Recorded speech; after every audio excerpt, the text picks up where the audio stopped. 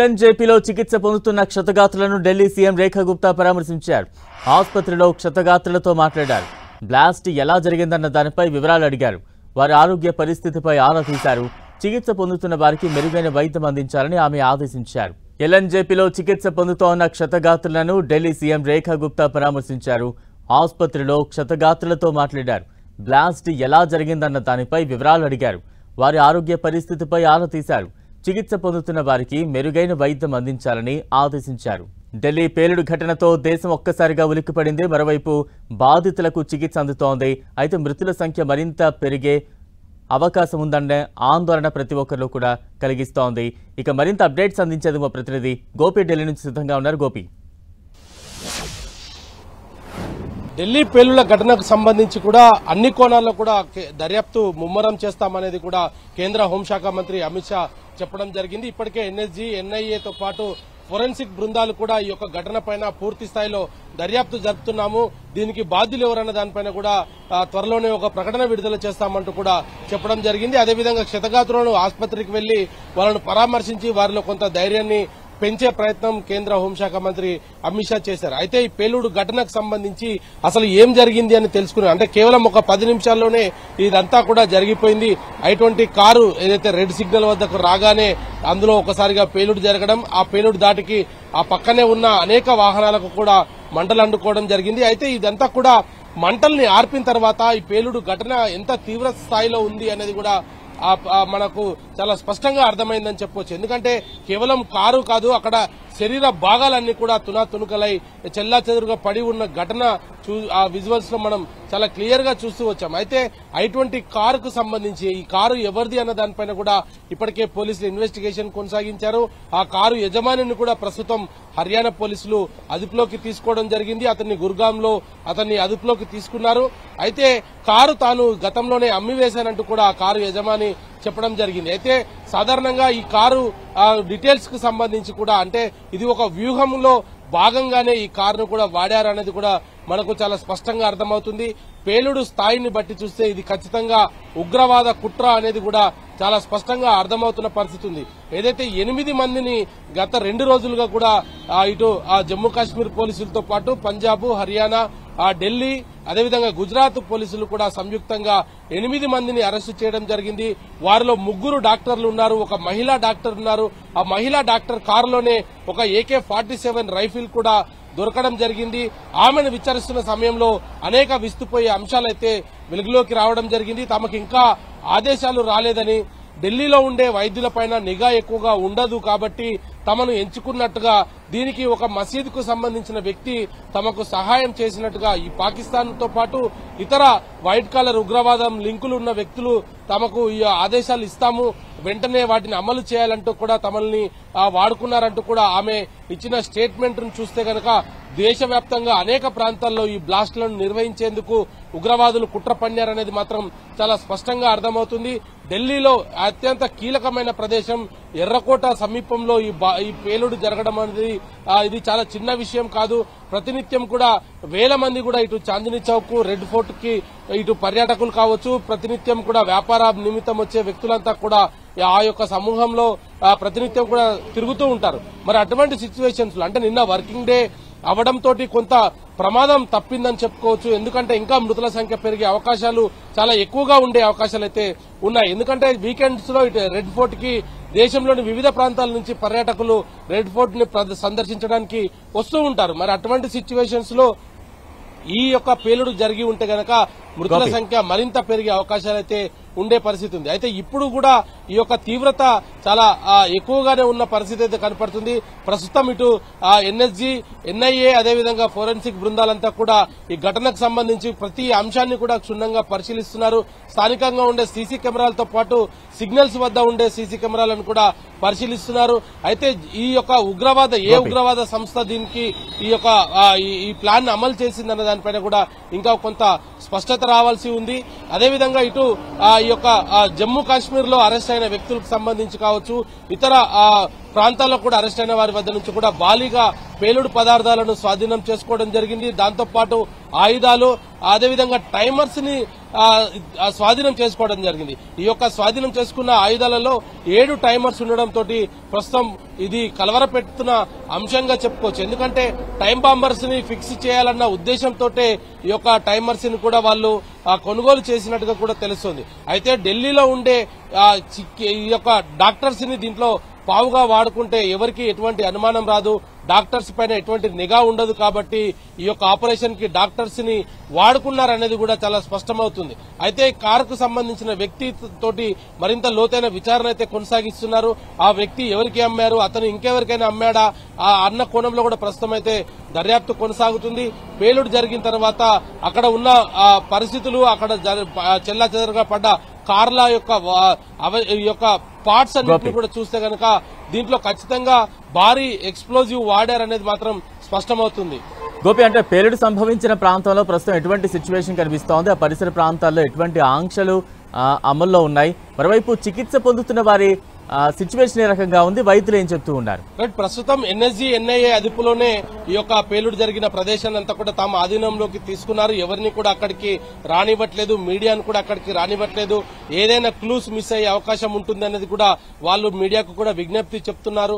అదేవిధంగా ఇటు క్షతగాత్రులకు మృతుల సంఖ్య కూడా పెరుగుతుంది అనేది కూడా ఇటు వైద్యులు చెప్తున్న విషయం అయితే తెలుస్తుంది. ఎందుకంటే చాలా మందికి కూడా చాలా తీవ్రమైన గాయాలు కలిగాయి, కొంతమంది బర్న్ అయ్యారు. వాటన్నిటితోటి ఇంకా మృతుల సంఖ్య పెరిగే అవకాశం ఉంది అనేది కూడా ప్రస్తుతం వైద్యులు చెప్తున్నారు. ఢిల్లీ సీఎం రేఖా గుప్తా కొద్దిసేపటి క్రితమే ఆసుపత్రికి వెళ్లడం జరిగింది. క్షతగాత్రులను ఆమె పరామర్శించడం జరిగింది. అన్ని రకాల వైద్యం వాళ్ళకు వెంటనే అందించాలంటూ కూడా ఇటు వైద్యులను కూడా ఆమె ఆదేశించడం జరిగింది. అయితే ఘటనా స్థలిలో మాత్రం ఇంకా ఇన్వెస్టిగేషన్ కొనసాగుతుంది. ఎన్ఎస్జీ బలగాలు, ఎన్ఐఏ అధికారులు, అదేవిధంగా ఫోరెన్సిక్ సిబ్బంది అంతా కూడా అక్కడ ఉన్న అవశేషాలు, ఏదైతే వాహనాలకు సంబంధించిన పార్ట్స్ కావచ్చు, బాడీకి సంబంధించిన అంటే శరీర భాగాల్లో ఇంకా ఏదైనా కెమికల్ ఉందా, ఇందులో ఎటువంటి విస్ఫోటనాన్ని వాడారు అన్న దానిపైన కూడా ఆ చెల్లా చెదరుగా పడ్డ శరీర భాగాల నుంచి కూడా కొంత ఆ క్లూస్ ను సేకరిస్తున్న నేపథ్యంలో ఆ ప్రాంతం అంతా కూడా పూర్తిగా పోలీసులు బారికేడ్స్ ను పెట్టి అక్కడికి ఎవరిని కూడా రానివ్వట్లేదు. మీడియాను కూడా చాలా దూరంగా ఉంచుతున్న పరిస్థితి అయితే కనపడుతుంది. ఇన్వెస్టిగేషన్ లో అనేక అంశాలను కూడా ఇంకా తీసుకోవాల్సి ఉంది. వాటిలో వాడిన పదార్థంకి సంబంధించి కావచ్చు, ఆ కారులో ఎటువంటి విస్ఫోటనాన్ని వాళ్ళు అమర్చడం జరిగింది, ఆ రెడ్ సిగ్నల్ వద్దకి వస్తూనే ఎందుకు పేలిపోయింది, అంటే ఆ వాహనాలు ఆగిన సమయంలోనే వాటిని పేల్చాలని ముందుగానే నిర్ణయించుకున్నారా, లేదా రెడ్ ఫోర్ట్ వద్దకు అంటే ఆ మెయిన్ సెంటర్ వద్దకు వెళ్లిన తర్వాత పేల్చాలనుకున్నారా, ఎందుకు ఆ రెడ్ సిగ్నల్ వద్దే ఈ కారు పేలుడు జరిగింది అన్న దానిపైన కూడా ఇంకా లోతైన విచారణ జరుగుతుంది. కాబట్టి ఇంకా ఇప్పుడే ఏం చెప్పలేమనేది కూడా ఇటు ఎన్ఎస్జీ అధికారులు కావచ్చు, అక్కడ స్థానిక ఢిల్లీ కమిషనర్ కూడా ఇదే విషయాన్ని చెప్తున్నారు. ఇన్వెస్టిగేషన్ ఇంకా కొనసాగుతుంది. ఈ పేలుడుకు సంబంధించిన పూర్తి కారణాలను తెలుసుకున్న తర్వాతే మరొకసారి మీడియా ముందుకు వస్తామనేది కూడా ఇటు ఢిల్లీ పోలీసులు కూడా చెప్తూ ఉన్న పరిస్థితి అయితే ఉంది. ఇటు స్పెషల్ క్రైమ్ బ్రాంచ్, అదేవిధంగా ఢిల్లీ పోలీసులు కూడా ఈ ఘటనకు సంబంధించి కూడా అన్ని కోణాల్లో కూడా దర్యాప్తు కొనసాగిస్తున్నారు. అంటే పేలుడు తీవ్రత ఏ స్థాయిలో సంభవించింది, ఎన్ని కిలోమీటర్ల వరకు ఈ తీవ్రత కంపించిన సిచ్యువేషన్ కనిపిస్తోంది, ప్రత్యక్ష సాక్షులు ఏం చెప్తూ ఉన్నారు? అయితే దాదాపు 200 మీటర్ల వరకు ఈ యొక్క పేలుడుకు సంబంధించిన ప్రభావం ఉంది అనేది కూడా అధికారులు చెప్తూ ఉన్న పరిస్థితి అయితే ఉంది. అయితే ఈ 200 మీటర్లతో పాటు అంటే పేలుడు జరిగిన వెంటనే దాదాపు చాలా దూరం వరకు కూడా ఆ మంటలు అనేది కూడా కనపడడం జరిగింది. 50 ఏదైతే 1/2 కిలోమీటర్ వరకు కూడా అంటే సిగ్నల్ నుంచి ముందుకు వెనకకి చూస్తే అంటే ఇటు 1/2 కిలోమీటర్ అటు 1/2 కిలోమీటర్ వరకు కూడా ఈ యొక్క ఆ పేలుడుకు సంబంధించిన యొక్క విజువల్స్ అయితే చాలా స్పష్టంగా కనపడ్డాయి. అయితే కేవలం ఏదో కారులో ఒక సిఎన్జి సిలిండర్ పేలింది అనేదే మొదట భావించడం జరిగింది. ఆ సిలిండర్ దాటికి పక్కన ఉన్న కార్లకు కూడా నిప్పంటుకుందనేది భావించారు. అయితే 7 ఫైర్ ఇంజన్లు వచ్చి ఈ మంటల్ని ఆర్పిన తర్వాత దీది యొక్క ఉగ్రవాద కుట్ర అనేది కూడా కొంత స్పష్టంగా అర్థమైంది. దేశంలో ఈ యొక్క ఉగ్రవాద కుట్రలు జరపాలనేది కూడా గత కొద్ది కాలంగా ఆలోచిస్తున్న నేపథ్యంలో ఢిల్లీని లక్ష్యంగా చేసుకోవడం జరిగింది. ఢిల్లీలో ఉండే వైద్యులను వాడుకున్నారు. ఢిల్లీ పరిసర ప్రాంతాల్లోనే భారీగా ఈ యొక్క మందుగుండు సామాగ్రి కావచ్చు, పేలుడు పదార్థాలను, ఆయుధాలను కూడా భారీగా డంపు చేయడం జరిగింది. మరి జమ్మూ కాశ్మీర్ లాంటి ప్రదేశాలలో ఇటు వాళ్లకు కొంత సానుభూతి పరులను ఆశ్రయంగా తీసుకుని ఇటువంటి కార్యక్రమాలకు ఉగ్రవాద సంస్థలు పాల్పడుతూ ఉంటాయి. కానీ దేశ రాజధానిని టార్గెట్ గా చేసుకుని ఇక్కడ డంపులను ఏర్పాటు చేయడం అనేది కూడా ఇది కొంచెం దేశ భద్రతకు సంబంధించి కూడా ఇది కొంత ఆలోచించాల్సిన అంశం అని చెప్పుకోవచ్చు. ఎందుకంటే దేశంలో ఎక్కడ కూడా అంటే ఢిల్లీ లాంటి నగరాన్ని టార్గెట్ గా చేసుకుని అందులో ఎర్రకోట ప్రాంతంలో ఈ యొక్క బ్లాస్ట్ చేయగలిగారు అంటే వారి వ్యూహం ఇంకా ఏమై ఉంటుందన్న దానిపైన కూడా ప్రస్తుతం ఇన్వెస్టిగేషన్స్ ఏజెన్సీస్ పనిచేస్తున్నాయి. వాటన్నిటిలో కూడా కొంత ఇంకా సమాచారం తీసుకోవాల్సిన అవసరం ఉంది. ఇంకా ఇప్పటికే అదుపులోకి తీసుకున్న 8 మందిని కూడా మరోసారి విచారించాలి. వీళ్ళు టైమర్స్ ఎక్కడ కొనుగోలు చేశారు, ఎన్ని టైమర్స్ కొనుగోలు చేశారు, ఇంకా దేశంలో ఏ ప్రాంతాలలో బ్లాస్ట్లకు ప్లాన్ చేశారన్న దానిపైన కూడా ఇంకా సమాచారం తీసుకోవాలి. ఈ దేశంలో మరో బ్లాస్ట్ జరగకుండా చూడాల్సిన బాధ్యత ఇన్వెస్టిగేషన్ ఏజెన్సీ పైన ఉంది. కాబట్టి మరి ఇటు రెడ్ ఫోర్ట్ వద్ద జరిగిన బ్లాస్ట్ ను ఒకవైపు ఇన్వెస్టిగేషన్ చేస్తూనే దేశంలో మరి ఎక్కడ కూడా ఇటువంటి ఘటనలు జరగకుండా కట్టుదిట్టమైన భద్రతను ఏర్పాటు చేయాల్సిందిగా కూడా ఇప్పటికే కేంద్ర హోంశాఖ అన్ని రాష్ట్రాల హోం కార్యదర్శులకు ఆదేశాలు జారీ చేయడం జరిగింది. అన్ని ప్రాంతాలకు అన్ని రాష్ట్రాల్లో కూడా ప్రస్తుతం నిన్న రాత్రి నుంచే నాకాబందీ విధిస్తూ వచ్చారు. రాత్రి నుంచి కూడా వాహనాల తనిఖీలు నిర్వహించారు. ఏదైతే పర్యాటక ప్రాంతాలు ఉన్నాయో వాటన్నింటినీ కూడా పూర్తిగా పోలీసులు ఆధీనంలోకి తీసుకున్న పరిస్థితి అయితే చాలా స్పష్టంగా కనపడుతుంది. ఇటు దేశంలో ఎక్కడ ఉగ్రవాద కార్యక్రమాలు జరిపినా హైదరాబాద్ లో దాని మూలాలు కనపడతాయి. కాబట్టి హైదరాబాద్ పోలీసులు కూడా పూర్తిగా అప్రమత్తం అవడం జరిగింది. అణువణువు కూడా హైదరాబాద్ ను ప్రస్తుతం జల్లెడ పడుతున్న పరిస్థితి అయితే కనపడుతుంది. ఇటు ఢిల్లీలో ఏదైతే రెడ్ ఫోర్ట్ ఘటన జరిగిన తర్వాత కూడా ఈ యొక్క ఎన్ఎస్జీ ఎన్ఐఏ బలగాలు పూర్తిగా ఇన్వెస్టిగేషన్ లో మునిగిపోయిన పరిస్థితి ఉంది. స్థానికంగా ఉన్న సీసీ కెమెరాలతో పాటు ఇతర కోణాల్లో కూడా ఈ యొక్క కేసును ఇన్వెస్టిగేషన్ చేస్తున్నారు.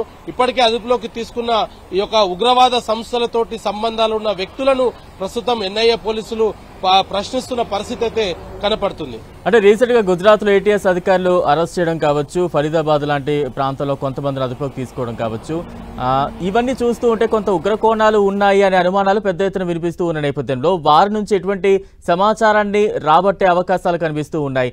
ఆ దిశగా ఏమైనా దర్యాప్తు కొనసాగుతోందా? అయితే ప్రస్తుతం ఏదైతే ఫరీదాబాద్ లో స్వాధీనం చేసుకున్న భారీ విస్ఫోటనానికి సంబంధించి అంటే ఒక 2000 పైగా ఉన్న ఈ యొక్క అమోనియా నైట్రేట్ ని స్వాధీనం చేసుకోవడం జరిగింది. అది గనక ఉగ్రవాదుల చేతిలో ఈ రోజు కూడా ఉంటే అనేక నగరాల్లో ఇలాంటి బ్లాస్ట్లే జరిపి ఉండేవారనేది కూడా కొంత స్పష్టమవుతుంది. అయితే జమ్మూ కాశ్మీర్ పోలీసులతో పాటు ఇటు గుజరాత్ యాంటీ టెర్రరిస్ట్ స్క్వాడ్ కు సంబంధించిన అధికారులు జాయింట్ ఆపరేషన్ చేసిన సందర్భంగా అనేక అంశాలను కూడా వాళ్ళు వెలుగులోకి తీసుకురాగలిగారు. ఎందుకంటే వాళ్ళు కేవలం ఈ యొక్క విస్ఫోటనానికి సంబంధించిన పదార్థాలతో పాటు ఆయుధాలను కూడా వాళ్ళు స్వాధీనం చేసుకోవడం జరిగింది. అంటే గతంలో ముంబై లాంటి ఏదైతే తాజ్ హోటల్ పైన జరిగిన దాడిని కూడా మనం చాలా దీంట్లో ఆలోచించాల్సిన పరిస్థితి ఉంది. ఎందుకంటే వీళ్ళు కేవలం బ్లాస్ట్ మాత్రమే చేయడం కాదు, అమాయక ప్రజలు ఎవరు దొరికినా వాళ్ళని విచక్షణ రహితంగా కాల్చడం కోసమే ఈ ఆయుధాలను కలిగి ఉన్నారా అన్న కోణంలో కూడా ప్రస్తుతం ఇన్వెస్టిగేషన్ కొనసాగుతుంది. గతంలో జరిగిన ఉగ్రవాద పేలుళ్లకు సంబంధించి ఇప్పుడు జరిగిన ఈ పేలుడుకు సంబంధించి సంబంధాలు ఏమన్నా ఉన్నాయా, ఉగ్రవాద సంస్థలు ఇప్పటివరకు కూడా ఈ బ్లాస్ట్ కు సంబంధించి తామే నిర్వహించామని కూడా ఏ ఉగ్రవాద సంస్థ ప్రకటించుకున్న నేపథ్యంలో మరి ఎవరు ఈ యొక్క పేలుడుకు కారకులు అన్న దానిపైన కూడా ప్రస్తుతం ఇన్వెస్టిగేషన్ అయితే కొనసాగుతుంది. గతంలో జరిగిన ఈ యొక్క కేసు డైరీస్ అన్నింటిని కూడా ప్రస్తుతం పోలీసులు పరిశీలిస్తున్నారు. ఇటు ముంబై కావచ్చు, గతంలో ఢిల్లీ హైకోర్టు వద్ద జరిగిన బ్లాస్ట్ కావచ్చు, దిల్సుఖ్ నగర్ బ్లాస్ట్ కావచ్చు, గోకుల్ చాట్ బ్లాస్ట్ కావచ్చు, ఇలా దేశవ్యాప్తంగా కూడా జరిగిన అనేక బ్లాస్టులకు ఇప్పుడు జరిగిన బ్లాస్ట్ కి ఏదైనా సంబంధాలు ఉన్నాయా, ఈ యొక్క పదార్థాలు గతంలో ఏదైనా వాడారా అన్న దానిపైన కూడా ప్రస్తుతం ఇన్వెస్టిగేషన్ కొనసాగుతుంది. అదేవిధంగా దేశవ్యాప్తంగా కూడా ఇటు రెడ్ అలర్ట్ ప్రకటించడంతో పాటు అనేక మంది అనుమానితులు అంటే ఏదైతే ఉగ్రవాద సంస్థలతోటి సంబంధాలున్న స్లీపర్ సెల్స్ ని కూడా గుర్తించే పనిలో ప్రస్తుతం నేషనల్ ఇన్వెస్టిగేషన్ ఏజెన్సీ పనిచేస్తున్న పరిస్థితి అయితే మనకు కనపడుతుంది. మరి ఏదైతే రెడ్ ఫోర్ట్ వద్ద జరిగిన ఈ యొక్క బ్లాస్ట్ కు సంబంధించి దేశంలో ఉన్న అన్ని ఉగ్ర మూలాలను కూడా వెలికి తీసే ప్రయత్నం అయితే ప్రస్తుతం ఇన్వెస్టిగేషన్స్ పనిచేస్తున్నాయనేది చెప్పొచ్చు. Right, thank you Gopi.